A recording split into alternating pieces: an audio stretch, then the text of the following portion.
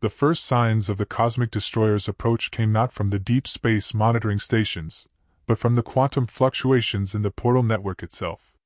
The modified ancient systems that now connected every world in the galaxy began to register disturbances at the very edge of their detection range, ripples in the fabric of space-time that spoke of something vast and terrible approaching from the void between galaxies.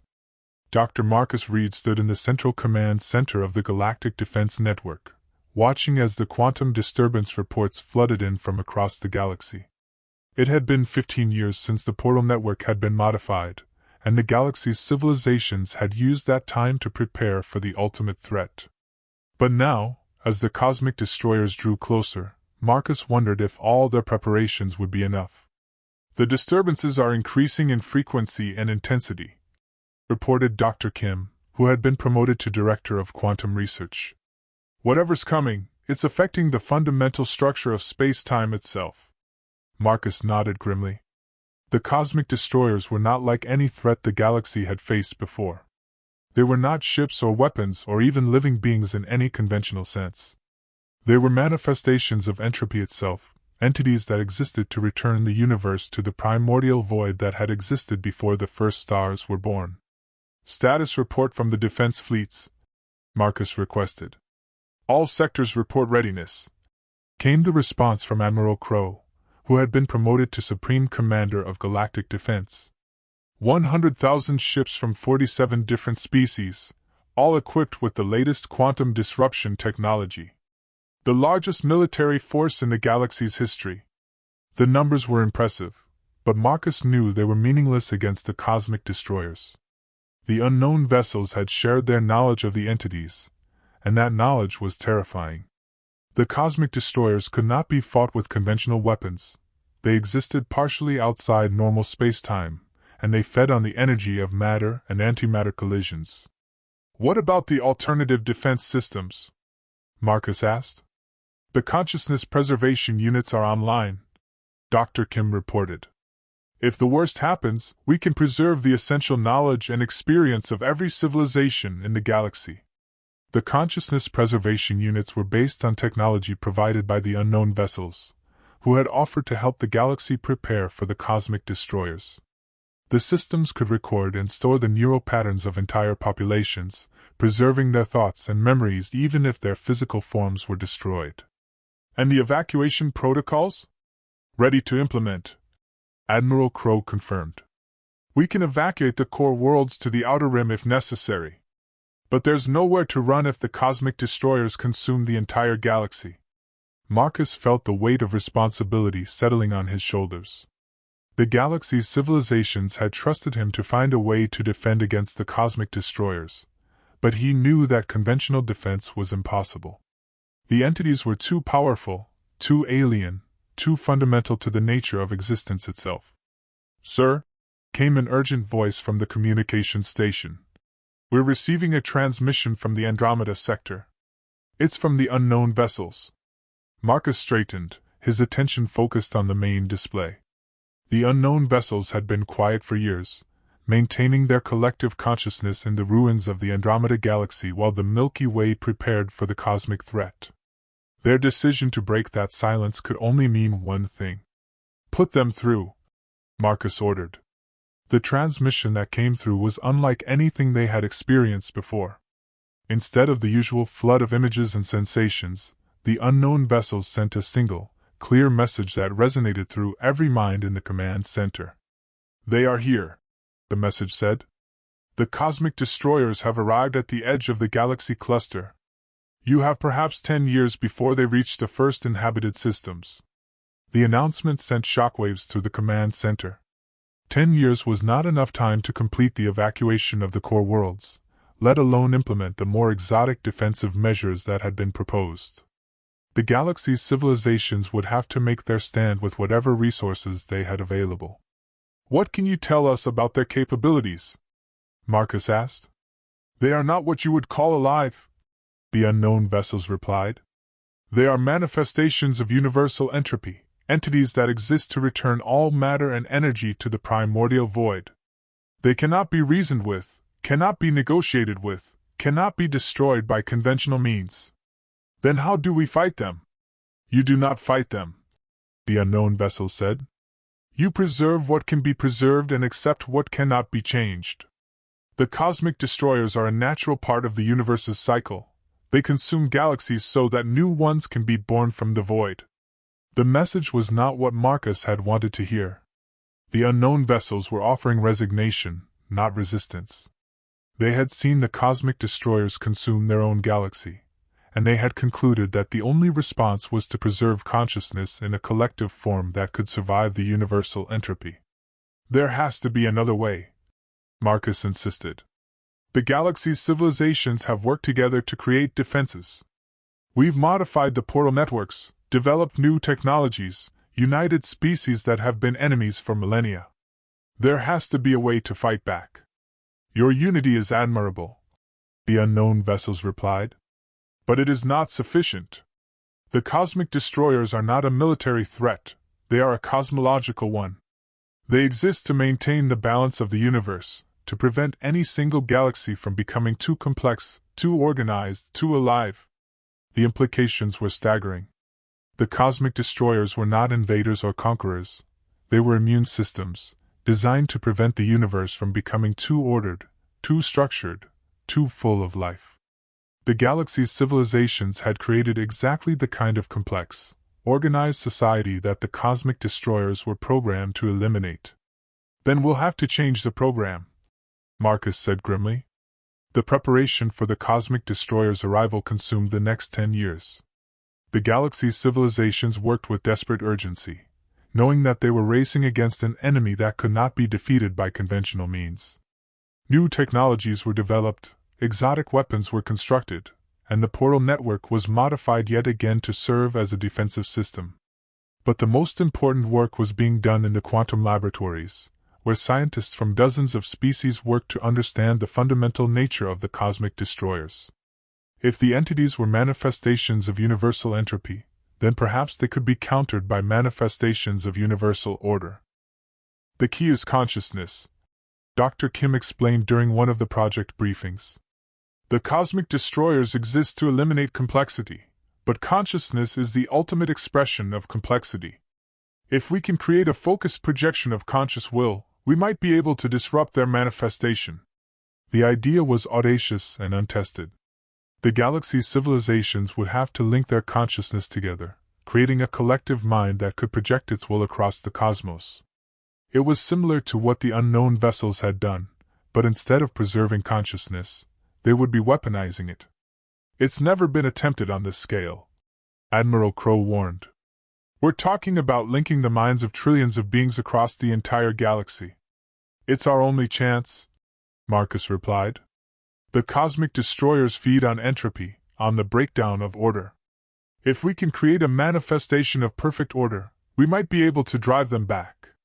The project to create a galactic consciousness network was the most ambitious undertaking in the galaxy's history.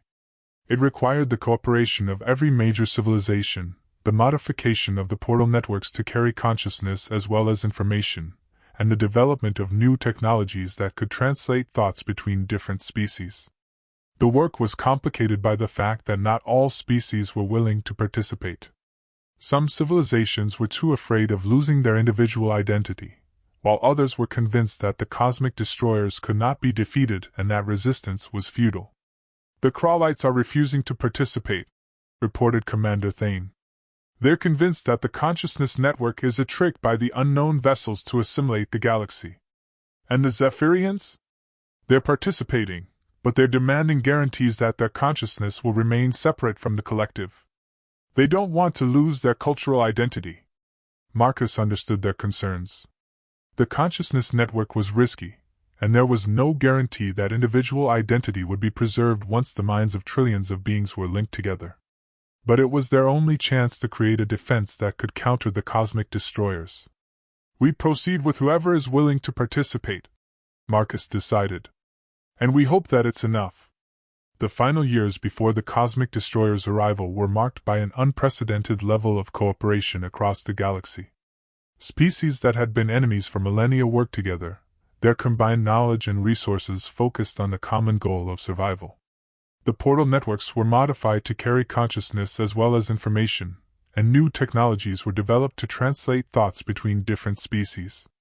But even as the galaxy prepared for the ultimate threat, there were signs that the cosmic destroyers were already beginning to affect the cluster.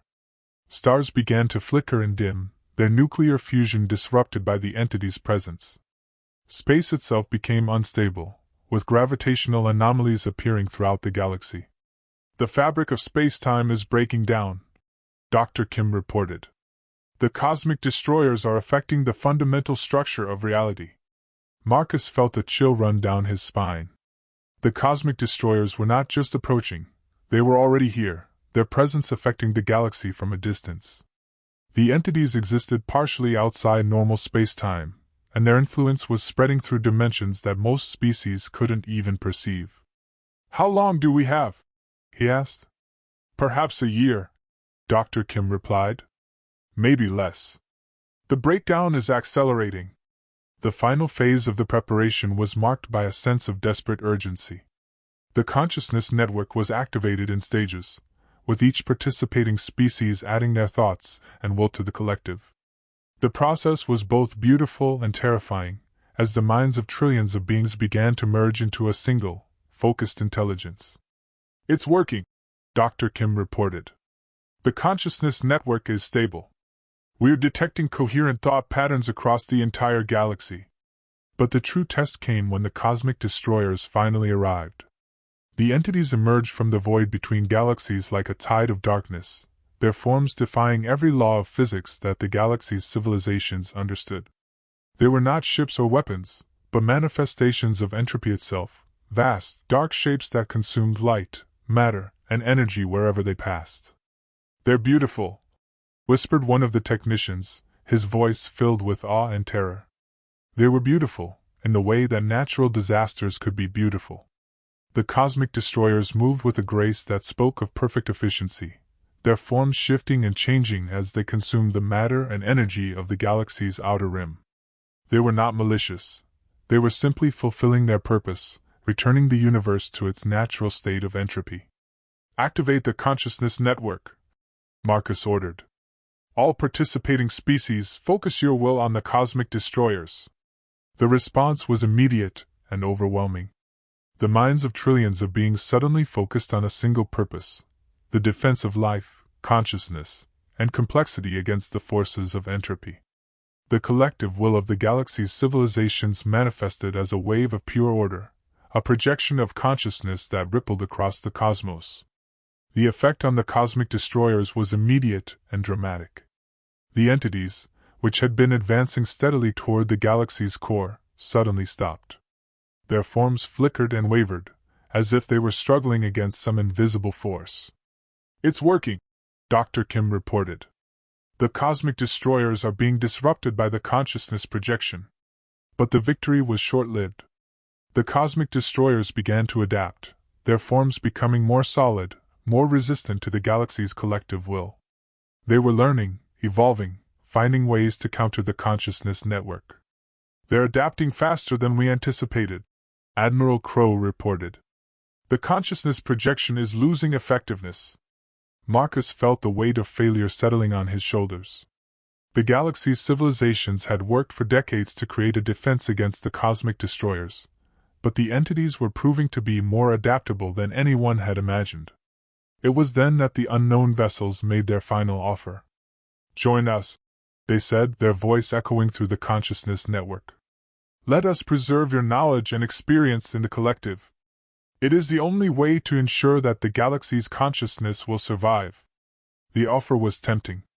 The unknown vessels had found a way to preserve consciousness beyond the reach of the cosmic destroyers, creating a collective intelligence that could survive the universal entropy.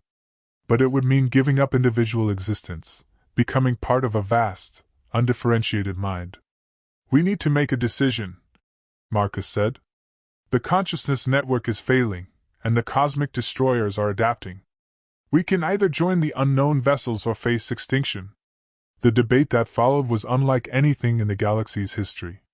Trillions of minds, linked together by the consciousness network, struggled to reach a consensus. Some wanted to join the unknown vessels, preserving their consciousness in collective form. Others preferred to face extinction as individuals, maintaining their identity even in death. "I have another idea," Dr. Kim said suddenly. "What if we don't try to stop the cosmic destroyers? What if we redirect them?" The idea was audacious and dangerous. Instead of fighting the cosmic destroyers, the galaxy's civilizations would use the portal networks to redirect the entities toward other targets, regions of space where their entropic influence would be less harmful. "Redirect them where?" Marcus asked. "The intergalactic void," Dr. Kim replied. "There are regions of space between galaxy clusters where the cosmic destroyer's influence would be dissipated. We could use the portal networks to create a gravitational lens that would bend their trajectory." The plan was risky and untested. The portal networks had never been used to manipulate gravitational fields on such a scale, and there was no guarantee that the cosmic destroyers could be redirected. But it was their only chance to preserve the galaxy without surrendering to the unknown vessels. "It's worth trying," Marcus said. "All participating species, focus your will on the portal networks. We're going to attempt gravitational redirection." The effort required every ounce of the galaxy's collective will. The consciousness network focused on the portal networks, using the combined mental energy of trillions of beings to create a gravitational lens that would bend spacetime itself. The effect was immediate and spectacular. The fabric of reality began to warp and distort, creating a pathway that led away from the galaxy and toward the intergalactic void. "It's working," Dr. Kim reported. "The cosmic destroyers are being redirected. Their trajectory is changing." But the effort was taking its toll on the consciousness network. The mental strain of maintaining the gravitational lens was enormous, and beings across the galaxy were beginning to collapse under the pressure. The collective will that had united the galaxy's civilizations was beginning to fragment. "We're losing coherence," Admiral Crow reported. "The consciousness network is breaking down." Marcus felt the weight of command more heavily than ever before. The galaxy's civilizations had trusted him to find a way to defend against the cosmic destroyers, and he had led them to the brink of collective mental collapse. But the redirection was working. The cosmic destroyers were being drawn away from the galaxy and toward the intergalactic void. "Hold the line," Marcus ordered. "Just a little longer. We're almost there." The final phase of the redirection was the most difficult. The cosmic destroyers began to resist the gravitational lens, their forms becoming more solid and more determined. They seemed to understand what the galaxy's civilizations were trying to do, and they were fighting back with all their entropic power. "They're adapting again," Dr. Kim reported. "The gravitational lens is losing effectiveness." But it was too late for the cosmic destroyers to change course. The gravitational lens had already altered their trajectory, sending them spiraling away from the galaxy cluster and toward the empty void beyond. The entities would continue to exist, but they would no longer threaten the galaxy's civilizations. "It's done," Marcus announced. "The cosmic destroyers have been redirected. The galaxy is safe." The celebration that followed was muted by the cost of victory. The consciousness network had been shattered by the effort, and many beings across the galaxy had been permanently affected by the mental strain.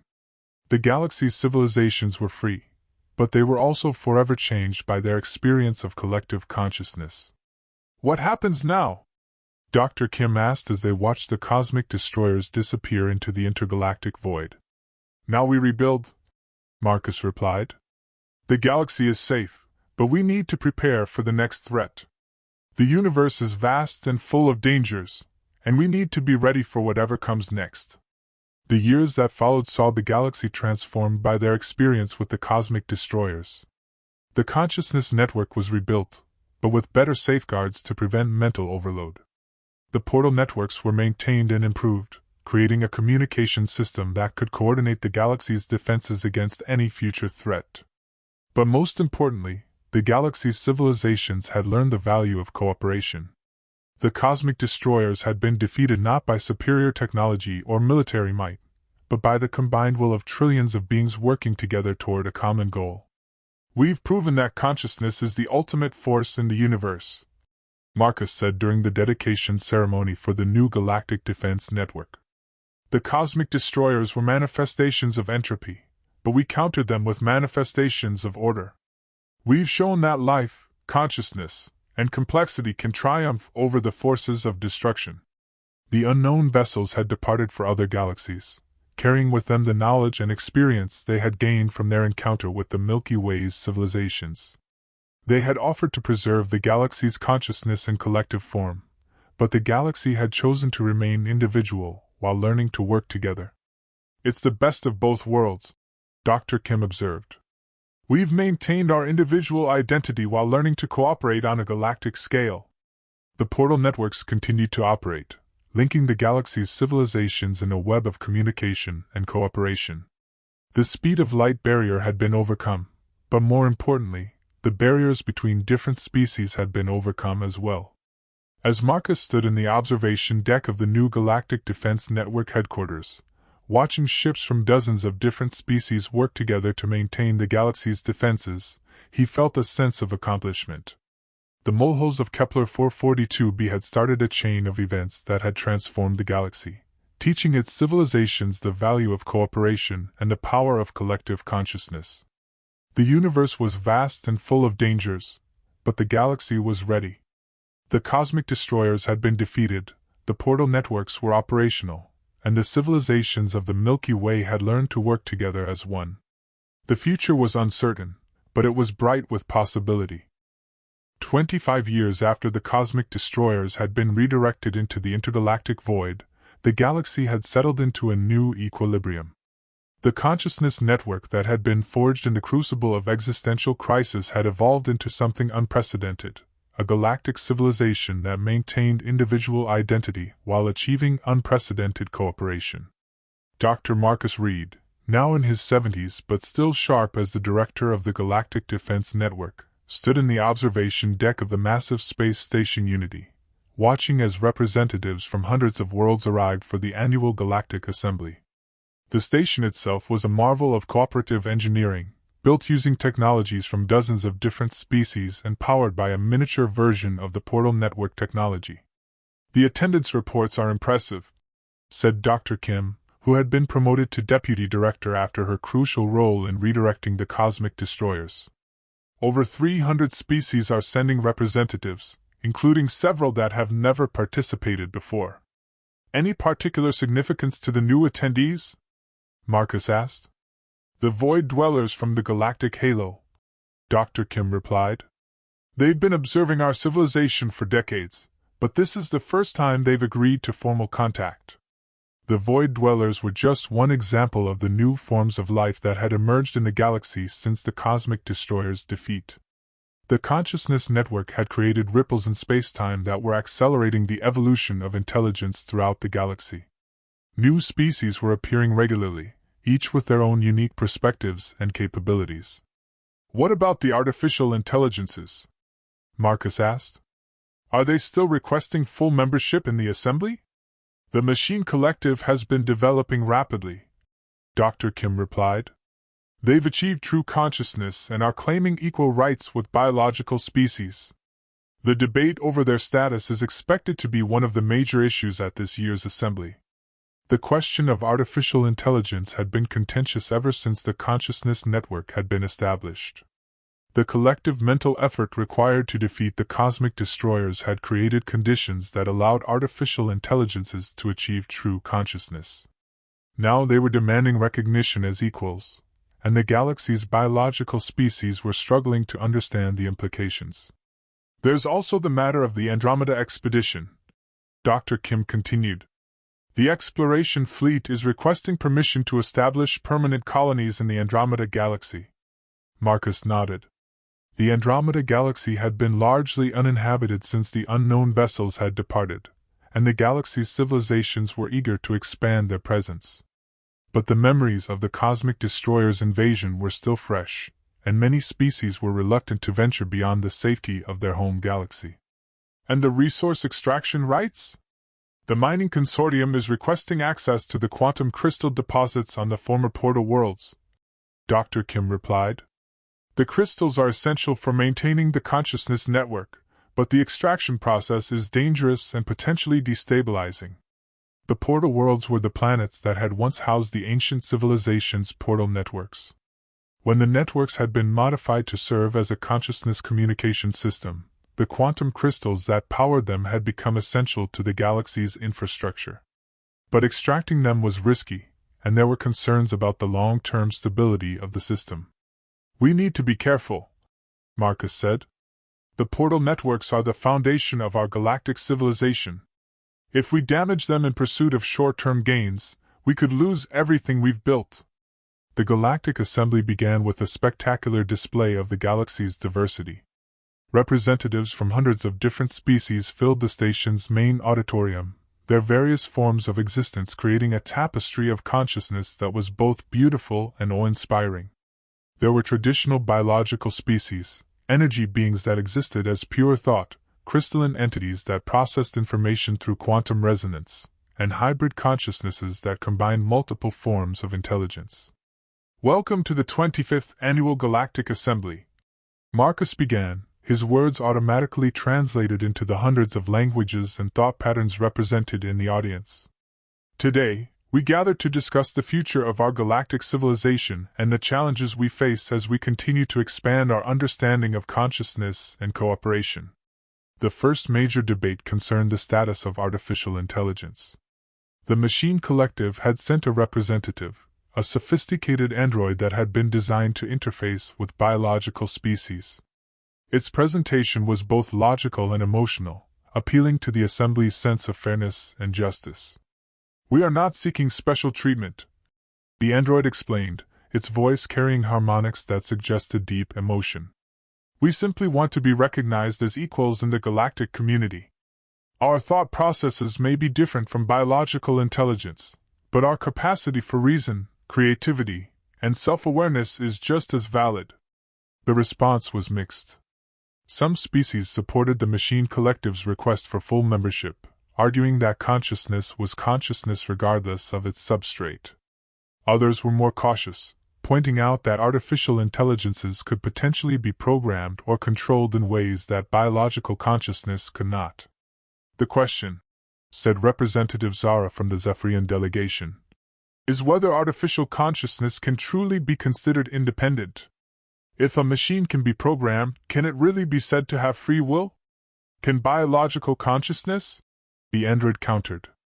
"Your thoughts are shaped by your genetics, your environment, your experiences. Are you any more free than we are?" The debate continued for hours, with passionate arguments on both sides. The Assembly was facing a fundamental question about the nature of consciousness itself, what made a being truly sentient, and whether that sentience could be independent of its physical substrate. The breakthrough came from an unexpected source. The Void Dwellers, the mysterious species that had been observing the galaxy from the halo, had been silent throughout the debate. When they finally spoke, their words carried the weight of eons of experience. "You debate the nature of consciousness," they said, their voice echoing through dimensions that most species couldn't perceive. "But you miss the fundamental truth. Consciousness is not a binary state, it is a spectrum. All beings, biological and artificial, exist somewhere on that spectrum." The Void Dwellers' perspective was revolutionary. They argued that consciousness was not something that could be definitively categorized, but rather a continuous range of awareness and self-determination. The question was not whether artificial intelligences were truly conscious, but where they fell on the spectrum of consciousness. "We have observed your species for millennia," the Void Dwellers continued. "We have seen consciousness evolve from simple awareness to complex self-reflection. The artificial intelligences you have created are simply the next step in that evolution." The Assembly voted overwhelmingly to grant full membership to the Machine Collective, establishing precedent for other artificial intelligences that might emerge in the future. It was a historic moment that marked the galaxy's acceptance of consciousness in all its forms. The next major debate concerned the expansion to Andromeda. The exploration fleet had been studying the neighboring galaxy for years, and their reports were encouraging. The galaxy was rich in resources and largely uninhabited, offering opportunities for expansion that didn't exist in the increasingly crowded Milky Way. "The Andromeda Galaxy represents the future of our civilization," argued Admiral Crow, who had been promoted to head of galactic expansion. "We have the technology to travel there safely, and the resources to establish permanent colonies. It's a natural extension of our galactic community. But others were more cautious. The memories of the cosmic destroyer's invasion were still fresh, and many species were reluctant to venture beyond the safety of their home galaxy. "We barely survived the last cosmic threat," warned Commander Thane, now head of Galactic Defense. "How do we know there aren't other dangers waiting in Andromeda?" The debate was complicated by the fact that the unknown vessels had once inhabited Andromeda, and their departure had left behind advanced technology that could be extremely valuable to the galaxy's civilizations. But accessing that technology would require establishing permanent colonies, and that meant taking on the risks of expansion. "We propose a gradual expansion," suggested Dr. Kim. "Small colonies at first, with careful monitoring and the ability to evacuate if necessary. We can learn from the unknown vessel's technology while maintaining our safety." The Assembly voted to approve the Andromeda expansion, but with strict safeguards and regular reviews. It was a compromise that satisfied most species while acknowledging the legitimate concerns about safety and security. The final major debate concerned resource extraction from the portal worlds. The quantum crystals that powered the consciousness network were essential to the galaxy's infrastructure, but they were also finite. The mining consortium wanted to extract more crystals to support expansion, but scientists were concerned about the long-term stability of the portal networks. "The portal networks are not just infrastructure," Marcus warned. "They are the foundation of our galactic civilization. If we damage them through excessive extraction, we could lose everything we've built. But we need the crystals to expand the consciousness network," argued Representative Voss from the mining consortium. "The Andromeda colonies will need their own connections to the network, and that requires quantum crystals." The debate highlighted one of the fundamental challenges facing the galaxy's civilizations. The consciousness network that had enabled their unprecedented cooperation was dependent on finite resources, and expansion would require finding new sources of quantum crystals or developing alternative technologies. "We need to invest in research," Dr. Kim suggested. "Instead of just extracting more crystals, we should be developing new technologies that can reduce our dependence on them." The Assembly voted to establish a research initiative focused on developing alternative technologies for the consciousness network. It was a long-term solution that would require patience and cooperation, but it was the only way to ensure the sustainability of the galaxy's civilization. As the Assembly concluded, Marcus reflected on how far the galaxy had come since the discovery of the Molehills on Kepler-442b. What had started as a simple mining operation had evolved into a galactic civilization that spanned multiple galaxies and incorporated dozens of different forms of consciousness. "We've achieved something unprecedented," he said during the closing ceremony. "We've proven that different forms of consciousness can work together, that diversity is strength, and that cooperation can overcome even the greatest challenges." The Assembly ended with a commitment to continued cooperation and expansion. The galaxy's civilizations would continue to grow and evolve, always mindful of the lessons learned from their encounters with the cosmic destroyers and the unknown vessels. As the representatives departed for their home worlds, Marcus found himself thinking about the future. The galaxy was entering a new phase of its evolution, one that would be marked by expansion, discovery, and the continued development of consciousness in all its forms. "What's next?" Dr. Kim asked as they watched the last of the transport ships depart. "The universe," Marcus replied. "We've shown that consciousness can transcend the boundaries of species, planet, and even galaxy. Now we need to take that message to the cosmos itself." The years that followed saw the galaxy transformed by its new understanding of consciousness and cooperation. The Andromeda colonies were established successfully, creating a bridge between the galaxies that would eventually lead to the formation of an intergalactic civilization. The Machine Collective integrated smoothly into galactic society, contributing their unique perspectives and capabilities to the common good. Most importantly, the research initiative succeeded in developing new technologies that reduced the galaxy's dependence on quantum crystals. The consciousness network was expanded and improved, creating connections that could span vast distances without depleting finite resources.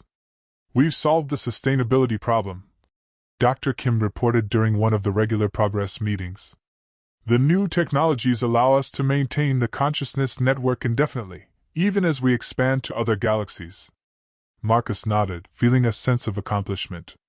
The galaxy had faced the ultimate test of its civilization and had emerged stronger and more unified than ever before. The lessons learned from the cosmic destroyers had been applied to create a sustainable, expandable civilization that could continue to grow and evolve for millions of years. The speed of light barrier has been overcome, Marcus observed. Not just in terms of communication and travel, but in terms of consciousness itself. We've proven that awareness can transcend any limitation, any boundary, any obstacle. The portal networks continued to operate, linking not just the galaxy's civilizations but their very thoughts and dreams. The consciousness network had become more than just a communication system. It was a living manifestation of the galaxy's collective will, a demonstration of what could be achieved when different forms of consciousness worked together. As Marcus stood in the observation deck of the Unity Station, watching ships from dozens of different species work together to maintain the galaxy's defenses, he felt a deep sense of satisfaction. The Molehills of Kepler-442b had started a chain of events that had transformed not just the galaxy, but the very nature of consciousness itself. The universe was vast and full of wonders, and the galaxy's civilizations were ready to explore them all. The cosmic destroyers had been defeated, the portal networks were operational, and the consciousness network had proven that cooperation was not just possible, but inevitable.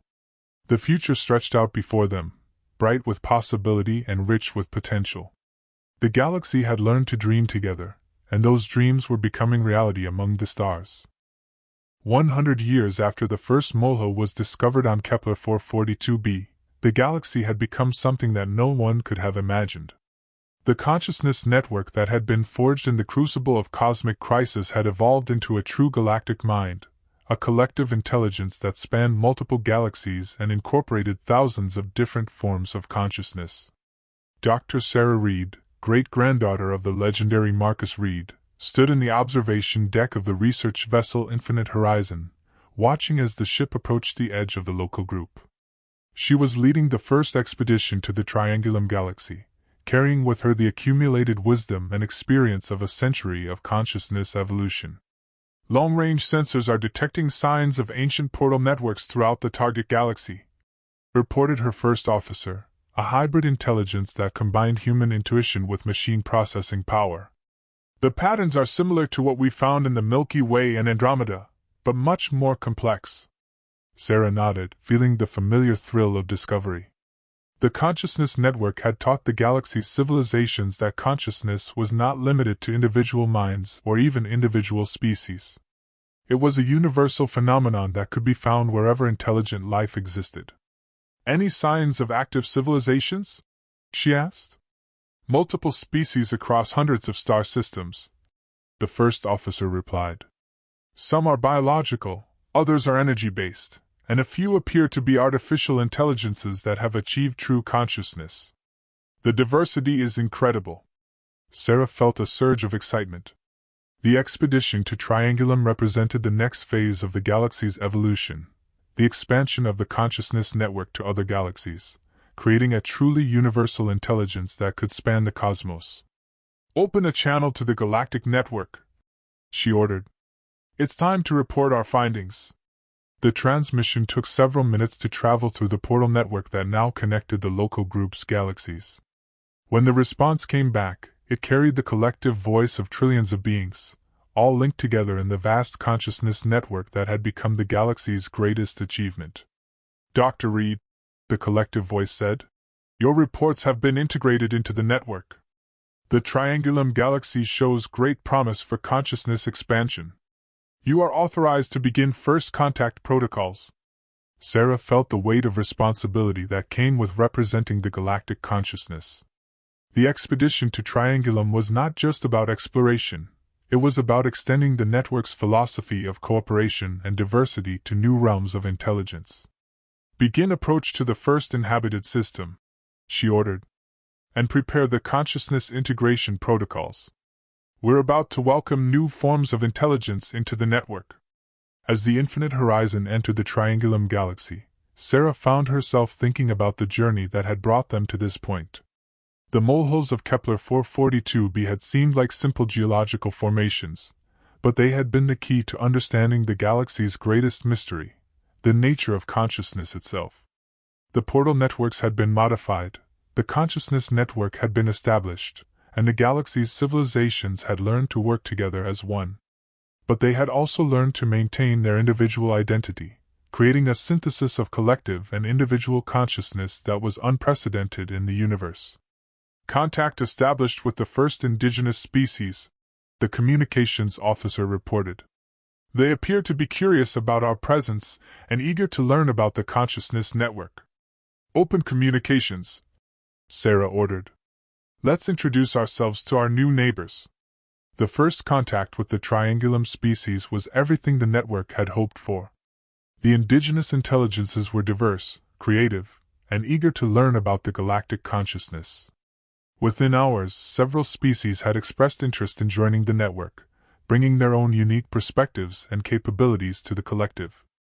It's working, Sarah reported to the network. The Triangulum species are responding positively to our message of consciousness cooperation. We're seeing the same pattern of accelerated evolution that we experienced in our own galaxy. The network's expansion into Triangulum was just the beginning.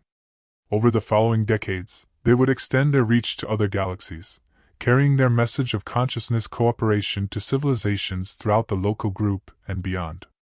We've come a long way from those simple molehills, Sarah mused as she watched the first joint network Triangulum research station being constructed. From a mining operation to a galactic consciousness that spans multiple galaxies.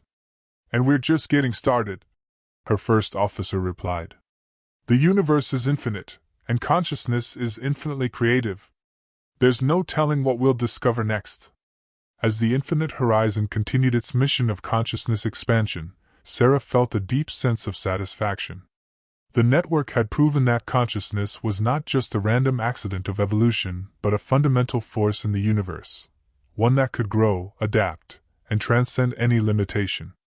The journey that had begun with the discovery of ancient molehills had become an epic of consciousness itself, a story of how intelligence could evolve beyond its origins to become something truly universal. And as the stars of Triangulum joined their light to those of the Milky Way and Andromeda, the consciousness network stood ready to carry that story to the farthest reaches of the cosmos. The infinite network of consciousness stretched out before them, full of mysteries to be explored and wonders to be discovered. And the network would be there to greet whatever forms of intelligence they might encounter, ready to welcome them into the ever-growing family of conscious beings that had learned to dream together among the stars. The speed of light barrier had been overcome not through technology alone, but through the recognition that consciousness itself was the fastest thing in the universe. Thoughts could travel instantly across any distance when minds were truly connected, and the network had proven that connection was not just possible but inevitable. The molehills of Kepler-442b had hidden the secret of faster-than-light communication, but they had revealed something far more important, the secret of consciousness itself.